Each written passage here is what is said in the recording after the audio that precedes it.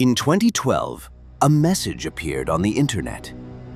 Just a black image with a message. We are looking for highly intelligent individuals. It was signed Cicada 3301. It wasn't spam. It was a puzzle, a terrifyingly complex one. Hidden codes in images, audio spectrograms, references to ancient philosophy.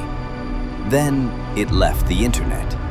Posters appeared on streets, Tokyo, Warsaw, Dallas, QR codes, more puzzles, then silence. Some winners said they were recruited, others vanished. Nobody knows who was behind it. Government, cult, something worse? Because nobody asked. But here you are.